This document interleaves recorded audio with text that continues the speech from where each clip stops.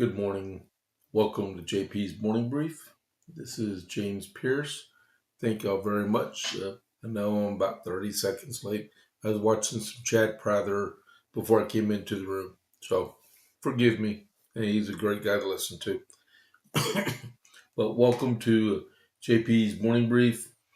And let's see, it's for March 9th. I have a whole lot of stuff here I know I'm not going to get to.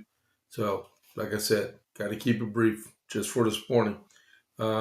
Welcome to the podcast this morning. Please click the follow button to become a follower if you're not already following the podcast, and then give us a like also. And then we also have the live chat over here. I'll start. I'm going to put American flag in the chat. Oh, where is that? There we go. Did it go? Yep, it went. All right. So, yeah, engage me on the chat. If it looks like I'm talking to someone in the room, I'm by myself. So just give us oh, look at that. I already got someone to say hello. That's great. That's cool. Give us man, said I want the keyboard back. All right, cool. All right. So good morning, Richard. Good friend of mine. He's on here this morning with us. So America 250. Then we got Texas 190 also. I'm going to go over Texas 190 really fast. Okay, this day in Texas history, 190 years ago, Colonel Fannin, James Fannin of the Texas Army, occupied Goliad. And the Mexican Army did not like the fact that he did it, but he occupied Goliad, and I want to show you this is why the Mexican Army did not like what he did. All right. Transit. Okay. This is what he posted above the mission at Goliad. All right. So this is, I'll give my right arm, and we're going to defend this till we give our right arm. Right. This is the Goliad flag that flew over the mission in Goliad after the Alamo fell. All right. So if there's any inclination of how Texans feel about our independence, that was one of the leading indicators. Because we had the Alamo flag, which had 1824 in it, and now we have the Goliad flag that was in it also down in Goliad. That just infuriated the Mexican army. Hey, you know what? We're going to fight for our independence. And we did. And we won. April 21st is when we defeated the Mexican army in San Jacinto. And there's more to come on this. I'm celebrating America 250, but Texas history is dear to my heart. We got some more stuff coming up in the next few weeks, all leading up to April. Like Wednesday. Wednesday is there's no picture for that, but Wednesday is the date that Sam Houston received word that the Alamo fell. All right, and then March 17th is when Goliad fell, and then March 27th is the anniversary of the Goliad massacre, when after Colonel Fannin surrendered the mission at Goliad, that the Mexican army marched 450 of them outside the walls of Goliad, and then almost executed every single one of them after they surrendered. That was the measure of resolve that the Mexican army had and Santa Anna had toward Texans, and where we ended up winning anyway. But their memories are never in vain here in the state of Texas. All right.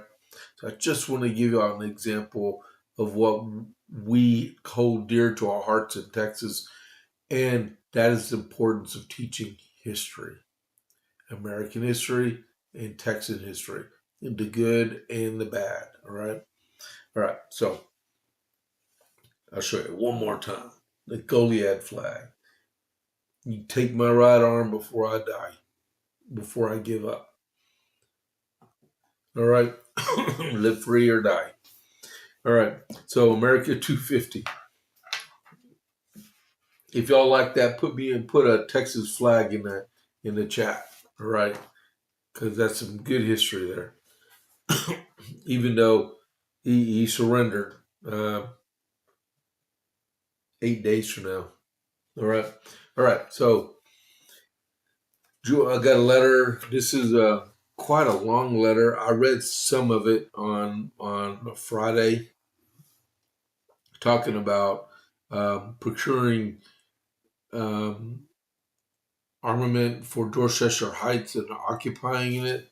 I can tell you that one of the things that happened as a result of this was that General Washington received word on this day in 1776 that there's intelligence showing that the British were preparing to evacuate Boston after they uh, realized that Dorchester Heights was fortified and we were using that position to fire on the Boston.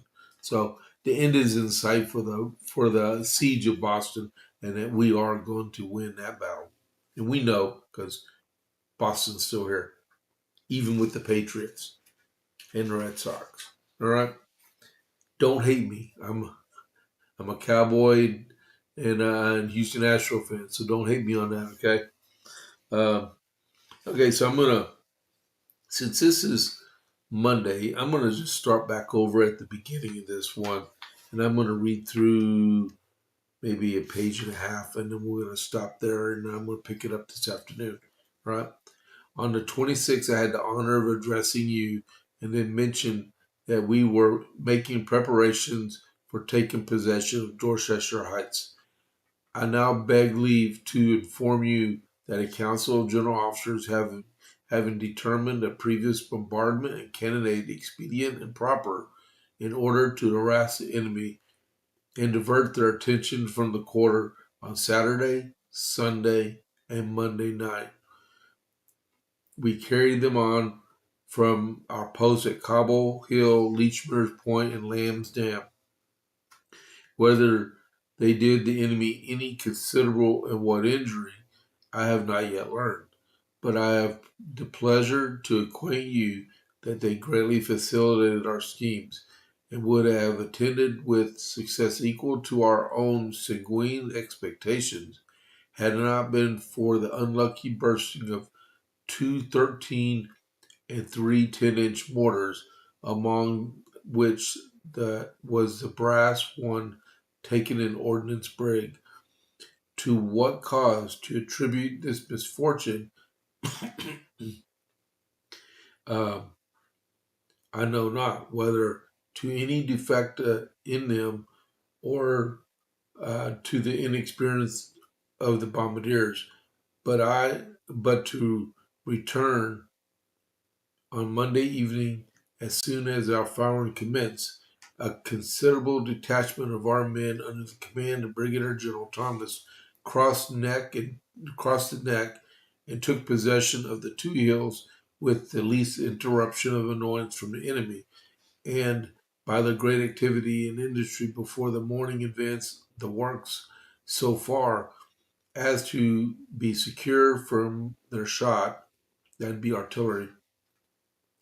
They are now going with such expedition that in a little time I hope they will be complete and enable our troops stationed there to make a vigorous and obstinate stand during the whole cannonade which was incessant the last 2 nights. We were fortunate enough to lose but 2 men, one a lieutenant by a cannonball taken off his thigh, and the other a private by the explosion of a shell, which had slightly wounded 4 or 5 more. Our taking possession of Dorchester Heights is only preparatory to taking post on Nuke Hill and the points opposite of south end of Boston, and it was absolutely necessary that they should be previously fortified in order to cover and command them. As soon as the works on the former are finished and complete, measures will be immediately adopted for securing the latter and making them as strong and defensible as we can. With their continuity to the enemy will make them of such importance and of great service to us. The mortars are essential and indispensably necessary for carrying on our operations, for the prosecution of our plans. In I have applied to two furnaces to have some 13 1-inch casts with the all expedition and manageable. With the I am encouraged to the hope from the accounts I have had that they will be able to do it. When they are done and a proper supply of powder obtained, I have flattered myself with the posts I have taken and are about to take, and it will be in our power to force the ministerial troops to an attack or to dispose of them in some way that they will be of advantage to us. I think from all these posts, they will be so galled and annoyed that they must either give us battle or quit their present possessions. I am resolved that nothing on my part shall want nothing to effect one or the other. I am having the general opinion that the enemy would attempt to dislodge our people from the hills and force their works as soon as were discovered, which probably might have brought on a general engagement. I have thought advisable that the honorable counsel should be applied to in order in the militia from the neighboring and adjacent towns. I wrote them on the subject, which they most readily applied in injustice to the militia. I cannot but inform you that they come into the appointed time and manifested the great alertness from determined resolution that to have acted like men engaged in the cause of freedom. All right, so we're stopping there and pick it up this afternoon. So I'll put that there. All right. Lots happening in the American Revolution. I told y'all that, right? All right. So onward. I just mentioned something about the Dalmatian because I like them so much. I just showed that that's the Dalmatians. Right now, they're closed due to a medical emergency early last week. They'll be gone for about a month or so. Like I said, I'm going to lose weight by not eating there, which might be a good thing, but their food is so good. Keep them in your prayers. I don't know if it was Stephen or Corey. Just keep them in your prayers, and they'll be back and operational really soon. All right. So go there. Iran update. If you're living under, uh, if you're living under a rock, you don't know what's going on. We're at war with Iran right now, and we're beating them in submission so they'll get rid of their nuclear program. One side figured that part out. The other side, the receiving end of all the incoming bombs and missiles and stuff, haven't quite figured that part out yet, but they will. All right. So this is Operation Epic Fury, just a map of how everything started and where everything is. All right. It says on there there's 2 aircraft carriers. We've deployed a third carrier group to the Middle East. So not only is it hot and heavy right now, it's going to get hot and heavy. Okay. Here are some of the updates from Iran right now. What time are we looking at? It's already 6:45. Okay, we're good. The Expert 33 or something like that. They chose a new Ayatollah yesterday. They chose the Ayatollah Khomeini's a son as their replacement spiritual leader. His name is Ayatollah Mujtaba Khomeini. He's going to be the new spiritual leader. It was a group of 88 imams that chose him.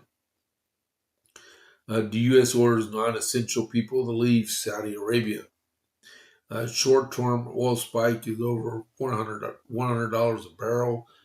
Secretary Chris Wright and the president both said the prices will go back down. Okay.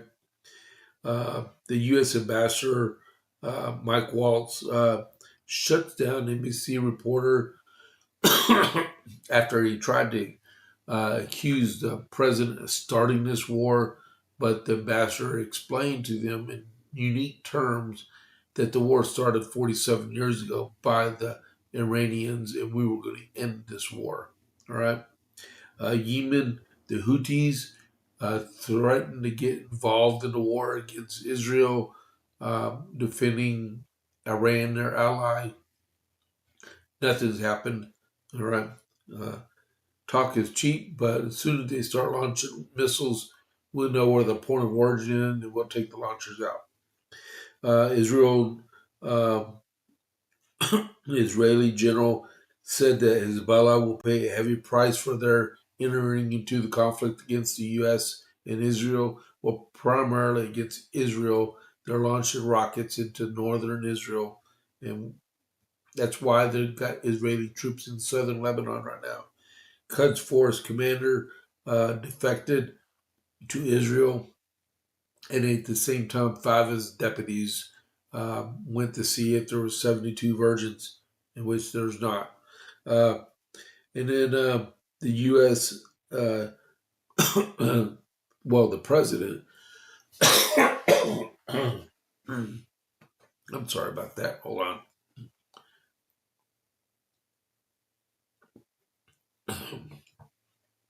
The president told the United Kingdom, or primarily Prime Minister Starmer, that thanks for letting us use their military facilities, but they waited too long to get involved in the conflict, and thanks but no thanks. But we're using their stuff.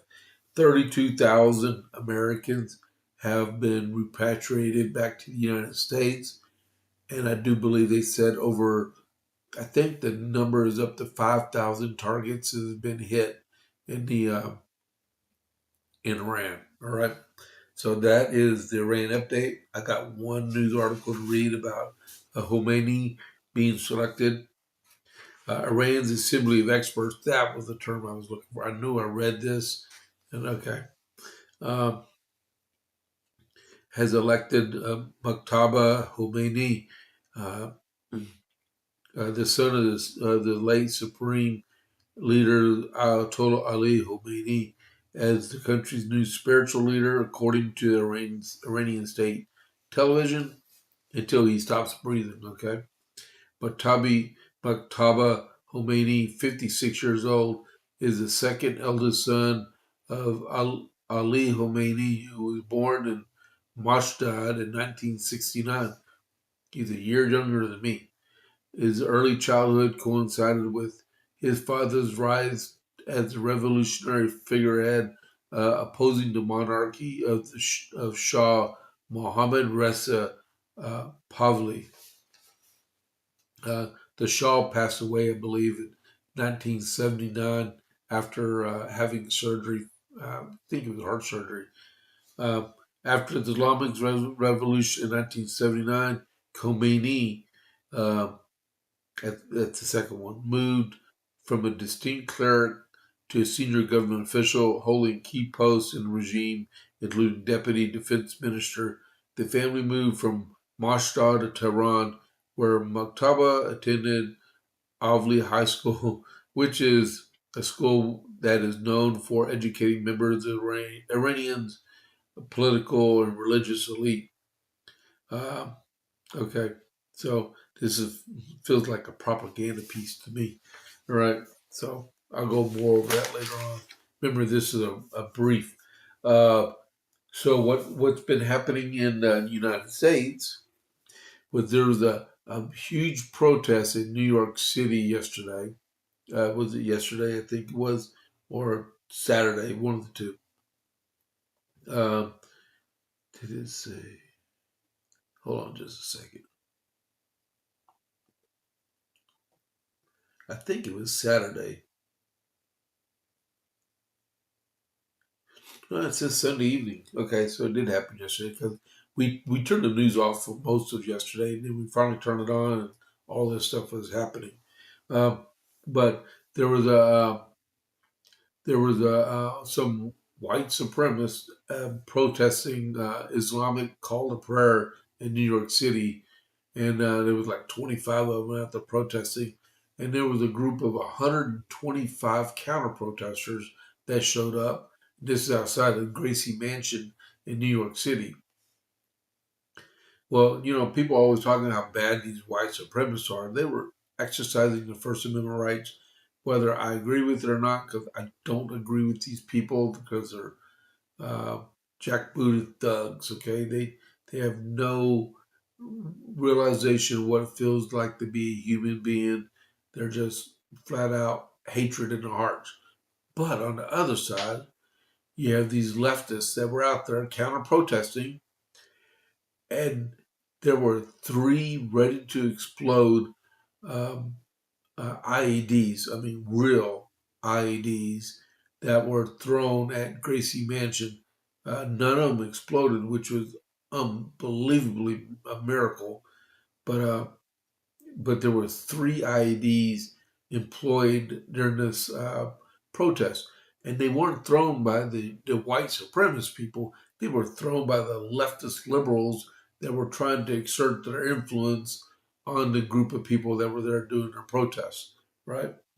Uh, so the NYPD announced Sunday that a third suspicious device, which was already been confirmed as an ID, had been recovered as part of an ongoing investigation into the IED thrown during dueling protests outside of Gracie Mansion the day earlier, Saturday. The police said officers identified a suspicious device inside of a vehicle on the third on East End Avenue between 81st and 82nd Street and temporarily evacuated the nearby buildings while the bomb squad assessed the threat. The NYPD has safely removed the suspicious device from the area for further testing, and those who were evacuated are now allowed to return to the residences. The area remains closed to vehicular traffic. FBI New York confirmed Sunday that a second device recovered near Gracie Mansion was also identified as an IED. Uh, so, as I said earlier, Sunday, city officials said one of the confirmed devices was capable of causing serious injury or death. All right. What is the purpose? I mean, does the left just hate everybody that they don't care? You've seen it throughout all these riots, the ones in LA, the ones in Minneapolis, here in New York, in St. Louis, in Louisville. I mean, and it just keeps going in Austin and New York and in Dallas. And it just, I can keep naming names. And almost every single one of them involves liberals.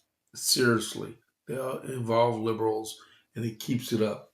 Uh, it needs to end. It needs to end. And until you get district attorneys and law enforcement that will throw the book at these people, it says nothing about these people taken into custody after all this happened. They just slap them on the wrist, tell them to go home, and come back another day. Until you throw the book at these people, it's going to continue to happen. All right.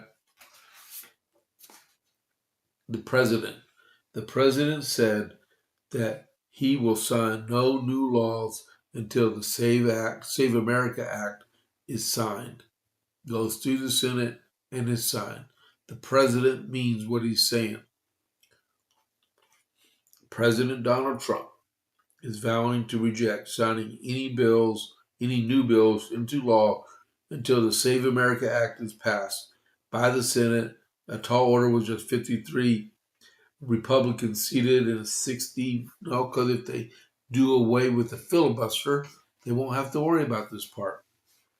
Who wrote this? Eric Mack from Fox News.